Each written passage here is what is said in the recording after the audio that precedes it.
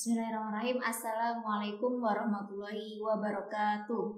Waalaikumsalam warahmatullahi wabarakatuh. Bertemu kembali dalam channel YouTube Pondok Pesantren Asyifa Muhammadiyah Bantul. Nah, pada kesempatan hari ini kita bertemu kembali dengan Ustadz Husnul Azhar. Ya. Bagaimana kabarnya, Ustadz? Alhamdulillah baik. Alhamdulillah. Pada kesempatan ini kita akan membahas tentang kajian fikih pernikahan. Ya. Ya, gimana Ustadz? Ini kajian yang menarik ini ya, karena setiap orang harus menikah. Iya, Ustadz sangat sumringah sekali ketika membahas kajian ini. Oke, tapi gini Ustadz, untuk kajian ini kita membahas tentang pernikahan siri. Jadi kita lihat fenomena sekarang ini banyak, salah satu kasus ya, itu ada di Kabupaten Bogor. Di sana banyak terjadi pernikahan siri. Sebenarnya pernikahan siri itu apa, Ustaz? Dan apa perbedaan dengan pernikahan yang kita kenal? Sedangkan menurut perspektif Islam itu seperti apa? Ya, terima kasih Ustazah Ayun dan para pemirsa yang dimuliakan Allah Subhanahu wa Ta'ala. Pernikahan itu adalah salah satu syariat yang dituntunkan di dalam Al-Quran dan As-Sunnah, yang syariat ini adalah dalam rangka untuk mengapresiasi salah satu daripada kebutuhan umat manusia untuk saling mencintai, saling menyayangi antara laki-laki dan perempuan. Jadi dalam Islam ya, menikah itu atau perkawinan itu dilangsungkan antara laki-laki dan perempuan.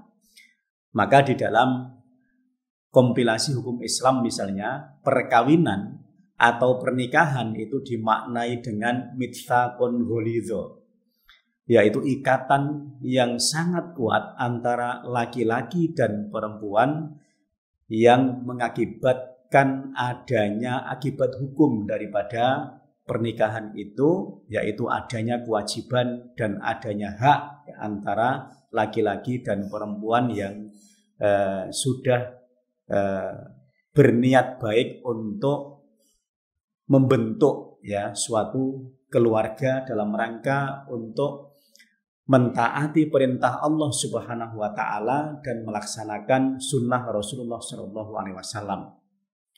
Maka pernikahan kemudian dinamai dengan mitsaqun ghalidha itu.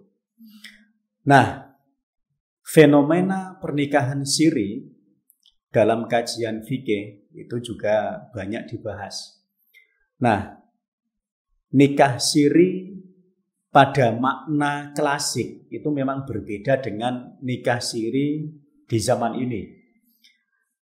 Nikah siri dengan makna klasik ya pada tempo dulu itu adalah rukun dan syaratnya itu terpenuhi ya, adanya mempelai putra, mempelai putri, kemudian adanya wali dan adanya saksi ya. Tetapi pada makna klasik itu adalah yang dinamai dengan atau yang dimaknai dengan nikah siri itu adalah saksi itu nanti tidak menyampaikan kepada khalayak massa. Ya, dia memendam berita itu kalau antara si fulan dan si fulanah ini sudah menikah. Maka berita tentang pernikahan tadi kemudian hanya disimpan oleh saksi. Nah, itu dalam kajian fikih klasik itu dinamakan dengan nikah siri. Secara rukun dan syarat memang sah. Nah, kalau nikah siri yang sekarang banyak terjadi ya dalam beberapa kasus itu adalah ya rukun syaratnya memang terpenuhi, tapi kemudian kurang satu, yaitu tidak dicatatkan di KUA. Jadi ada mempelai putra, mempelai putri, adanya wali, adanya saksi, tapi tidak dicatatkan di KUA.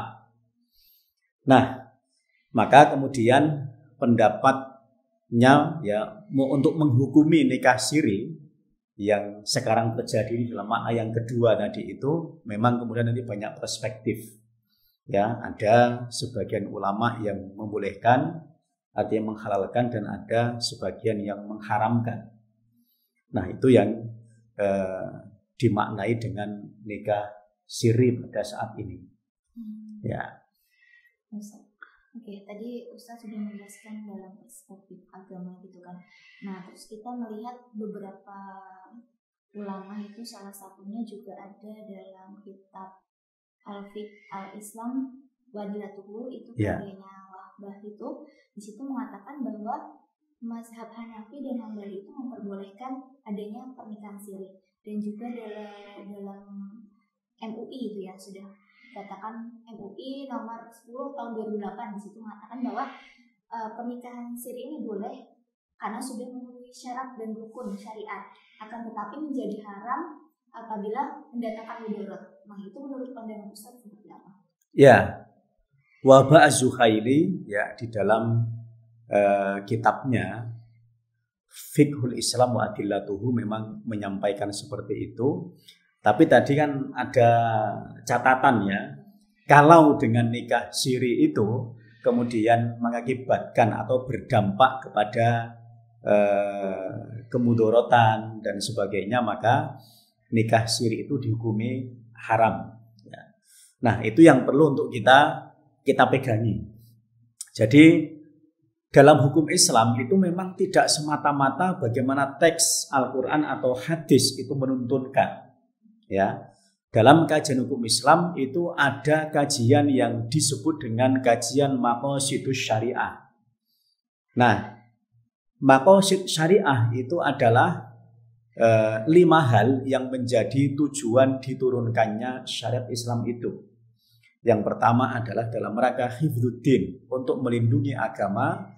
Yang kedua hifdzul akal, melindungi akal manusia. Kemudian yang ketiga hifdzun nafas, melindungi jiwa manusia. Yang keempat itu hifdzun nasal, melindungi keturunan manusia. Yang kelima yang terakhir hifdzul mal, melindungi harta manusia. Nah, jadi maqasid syariah ini kemudian juga menjadi pijakan ya, di dalam kita memutuskan sebuah perkara yang memang perkara fikih itu terjadi sekian banyak perubahan karena fikih itu kadang-kadang tergantung tempat, waktu, dan zaman, sehingga memang bisa berubah dalam beberapa hal. Nah, kalau yang kita garis bawahi tadi misalnya pada urusan atau masalah nikah siri tadi, kalau kemudian nikah siri yang kita maknai dengan nikah yang sudah cukup rukun dan syaratnya tetapi tidak dicatatkan di KUA tadi, itu menimbulkan banyak mudarat ya, maka kalau kita sandingkan atau kita sandingkan dengan pendekatan maqasid syariah tadi itu kok bermasalah ya, kemudian nikah siri tadi itu bisa kita hukumi tidak boleh atau haram.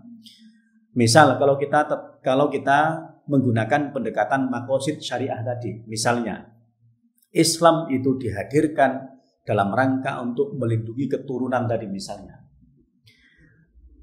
Orang yang menikah ya sudah sesuai rukun dan syaratnya, cuma kurang satu misalnya tidak dicatatkan di KUA. Ya. Kemudian dia memiliki keturunan ya, punya anak ya. Nah, karena tidak punya akta nikah, kemudian dia punya anak, maka anak pun nanti tidak bisa dicatatkan, artinya dia tidak punya akta lahir nanti. Nah, kalau sudah tidak punya akta lahir nanti runtutan berikutnya itu sudah sulit. Dia tidak bisa membuat KTP, tidak bisa ngurus sesuatu. Misal ya, bapak biologisnya tadi itu misalnya meninggal, itu juga nanti kan juga susah untuk mengurus harta warisnya misalnya, kan antara anak dengan orang tua, bapak ya, itu kan juga punya hak untuk saling mewarisi. Nah, kalau kita lihat dari sisi itu, maka sebenarnya nikah siri ya dengan makna tidak dicatatkan di KUA itu ya banyak mudaratnya. Sehingga memang ya banyak ulama yang menghukumi nikah siri ya dengan makna tidak dicatatkan di KUA itu menjadi salah satu model nikah yang diharamkan. Pertanyaan selanjutnya yaitu ini, jadi ketika kita melihat realitas sosial bahwa kebanyakan pernikahan siri ini merupakan dilaksanakan ya untuk istri kedua. Dan apakah pernikahan siri ini merupakan salah satu kategori perselingkuhan berkedok Islami? Ya, jadi ini memang fenomena yang harus kita tuntaskan masalah ini agar nanti agama tidak kemudian dijadikan barang mainan. Tadi saya sampaikan di awal bahwa pernikahan itu adalah mitsaqun ghalidha. Jadi ikatan yang sangat kuat yang kemudian mengakibatkan adanya beban hukum antara pernikahan antara laki-laki dan perempuan itu. Maka salah satu hal misalnya yang disunahkan, dianjurkan oleh Nabi Muhammad SAW itu adalah setelah adanya akad pernikahan sudah sah secara hukum, maka dituntunkan untuk melakukan walimatul urs. Maka salah satu riwayat misalnya yang diriwayatkan dari sahabat Abdurrahman bin Auf. Ini hadis yang diriwayatkan oleh Imam Al-Bukhari. Bahwa Nabi pernah menyampaikan aulim walau bisyatin. Jadi umumkanlah pernikahanmu itu walau dengan hanya memotong seekor kambing saja. Artinya apa? Tuntunan untuk melaksanakan walimah itu kan dalam rangka iklan. Mengumumkan bahwa dua orang ini, laki-laki dan perempuan ini sudah menikah. Sehingga nanti tidak muncul fitnah. Ya, ketika nanti jalan berdua, tinggal di rumah berdua, itu sudah tidak ada fitnah lagi. Karena memang dua orang ini sudah melakukan akad pernikahan tadi. Sehingga secara agama itu sudah sah dan diakui oleh sekian banyak orang. Nah, kalau kita dalami, apa makna daripada tuntunan walimah ini? Kan agar orang lain mengetahui dan tidak ada fitnah tadi itu. Nah, tujuan daripada pencatatan di KUA ya untuk pernikahan itu kan sebenarnya untuk itu. Ya sudah ada saksi ya, tetapi kemudian dicatatkan agar punya bukti. Maka seseorang ya antara laki-laki dan perempuan yang sudah menikah nanti kan dia dapat buku nikah itu. Nah itu nanti dibawa kemana saja, ya itu nanti sebagai bukti bahwa dia memang sudah menikah. Nanti kemudian untuk mengurus misalnya KTP bahwa untuk memperbarui status misalnya. Sehingga nanti di KTP-nya itu nanti akan ditulis bahwa dia sudah kawin, sudah menikah karena sudah ada bukti surat nikah itu. Nah sehingga nanti mempermudah semuanya. Ya ketika misalnya laki-laki perempuan yang sudah menikah tadi punya anak. Kemudian salah satu meninggal misalnya, maka ketika ada hak untuk saling mewarisi, maka anak juga akan mendapatkan hak waris itu. Kenapa? Jelas, nasabnya itu jelas. Sehingga dalam hal ini misalnya termasuk daripada apa yang dilindungi oleh agama tadi, yaitu hifdzul mal tadi dalam maqasid syariah itu. Sehingga anak tadi itu bisa mendapatkan hak hartanya dari orang tuanya yang sudah meninggal dan nanti macam-macam hak-hak yang lain. Nah, jadi ini fenomena yang memang ya harus kita sampaikan, ya, kita fahamkan kepada umat bahwa ya pencatatan di KUA ya seperti yang diatur di dalam Undang-Undang Dasar nomor 1 tahun 1974 untuk mencatatkan di KUA ya itu memang aturan dari negara untuk mencatatkan, tetapi aturan itu kalau kita lihat dari maqasid syariah tadi itu tidak salah dari segi agama, bahkan itu termasuk daripada mendukung ya tujuan pernikahan itu ya. Maka pencatatan di KUA itu oleh beberapa ulama dimasukkan kepada rukun dan syarat nikah itu. Nah sehingga kemudian nikah itu memang sakral yang kemudian mengakibatkan sekian banyak hak dan kewajiban dalam bidang hukum tadi sehingga semuanya bisa terlindungi. Nah sehingga maqasid syariah tadi bisa tercapai. Artinya apa? Islam ya itu bisa menerima ya atau bisa mengambil tambahan rukun tadi itu ya di dalam pernikahan itu sah apabila dicatatkan di KUA tadi. setelah melihat tadi kita dari perspektif Islam dan sekarang merujuk pada perspektif Muhammadiyah, Ustaz. Iya. Sedangkan Muhammadiyah sendiri ini bagaimana dengan pernikahan siri ini? Apalagi Muhammadiyah ini merupakan organisasi Islam terbesar gitu ya, nggak hanya di Indonesia tapi di negara-negara itu bagaimana? Ya, jadi Muhammadiyah melalui majelis tarjih dan tajdidnya itu juga sudah menfatwakan ya, tentang haramnya nikah siri itu.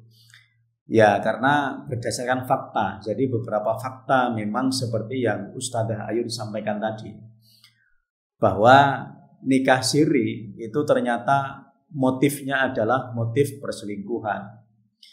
Ya, motif untuk istri kedua tetapi tidak dengan seizin keluarga atau istri pertama tadi. Sehingga kemudian banyak mudaratnya tadi. Nah, dilihat dari sekian banyak hal tentang mudaratnya tadi, maka termasuk Muhammadiyah melalui majelis tarjih dan tajdid itu mengambil kesimpulan bahwa pencatatan di KUA itu termasuk daripada salah satu rukun pernikahan itu. Maka dalam perspektif Muhammadiyah, pernikahan itu ya rukun dan syaratnya tadi harus ada mempelai putra, mempelai putri, adanya wali, adanya saksi, dan ditambah harus dicatatkan di KUA. Ini berdasarkan kajian dengan pendekatan maqasid syariah tadi. Ya, karena tadi ya Islam itu dihadirkan itu untuk melindungi kepentingan manusia dalam 5 hal tadi. Nah, ketika pernikahan itu dicatatkan di KUA, maka antara laki-laki dan perempuan yang sudah menikah atau nanti setelah juga punya keturunan itu akan terpelihara 5 halnya itu ketika ada pencatatan di KUA. Dan mudorotnya itu lebih banyak ketika tidak dicatatkan di KUA. Maka majelis tarjih kemudian menyimpulkan nikah siri ya itu dihukumi haram. Terima kasih Ustaz, kami ya sama-sama setelah berdiskusi bersama. Jadi salah satu keputusan resmi Muhammadiyah tentang fikih pernikahan bahwa sifat Muhammadiyah ialah mengindahkan segala hukum, undang-undang, peraturan, serta dasar dan falsafah negara yang sah. Maka di sini kita sebagai warga Muhammadiyah harus mentaati itu semua ya, Dok ya. Ya.